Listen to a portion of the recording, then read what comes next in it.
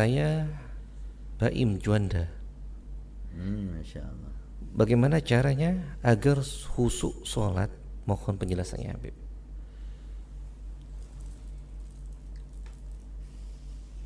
Salat dengan khusyuk adalah ruh salat. Semua ibadah itu ada jasad, ada ruh, ada zahir, ada batin. Baik itu salat, baca Quran, zikir, puasa, haji, umrah, dan seterusnya. Ada jasad atau zahir, itu bentuk rukun syaratnya ibadah tersebut. Jika salat, rukun syaratnya salat. Jika benar maka zahirnya benar, jasadnya benar, tinggal ruhnya. Ruhnya adalah hudur wal khusyuk, hadirnya hati kita dan khusyuknya hati kita di dalam salat. Itu ruh. Orang yang salat tanpa khusyuk ibarat jasad tanpa ruh, mayit. Kurang berarti. Tapi jika orang salat dengan khusyuk, maka dia orang jasad bersama ruh, maka dia hidup. Cara untuk salat khusyuk memang tidak mudah. Karena khusyuk amalul anbiya wal awliya was salihin.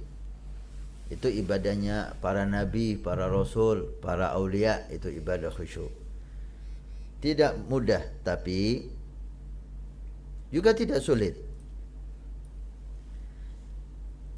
Orang akan mencapai khusyuk sempurna itu melalui proses. Jangan kita menuntut diri kita sempurna di awal ibadah. Itu tidak mungkin. Awal ibadah kita harus puas dengan ketidaksempurnaan khusyuk. Artinya puas di sini, nerima dan selalu berusaha. Karena tidak mungkin khusyuk secara sempurna di awal ibadah. Sempurnanya itu nanti, proses. Para aulia salihin tidak menyampaikan kekhusyuan sempurna di awal ibadah. Proses dia alami beberapa waktu, beberapa saat, barulah kekhusyuan yang sempurna dia dapatkan.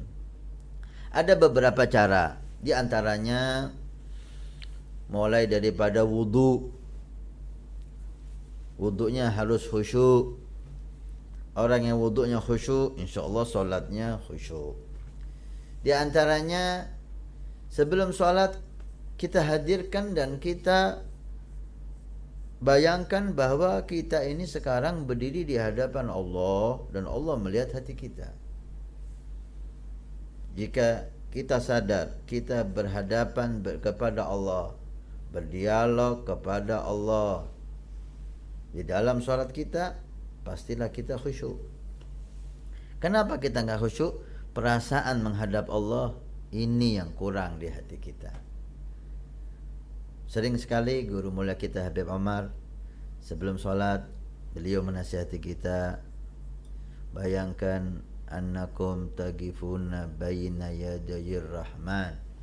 Kamu sekarang berdiri di hadapan Allah. Bayangkan. Sering beliau ucapkan itu sebelum takbiratul ihram, supaya masuk dalam hati kita dan kita bayang kita berdiri di hadapan Allah. Khusyuk bisa juga didapatkan dengan kita memahami apa yang kita baca.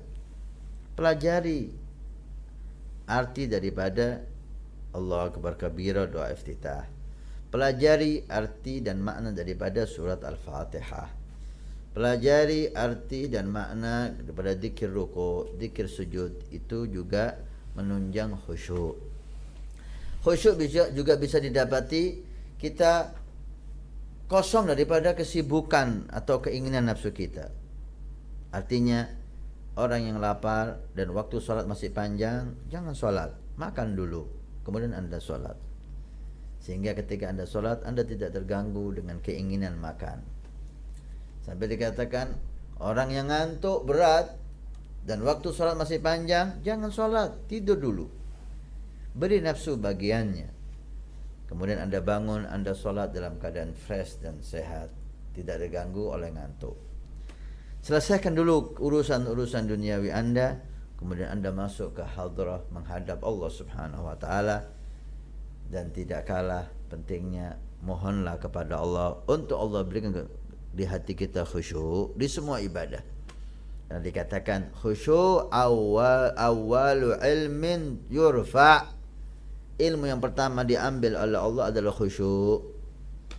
Sehingga kita dapatkan sedikit orang ibadah dalam keadaan khusyuk.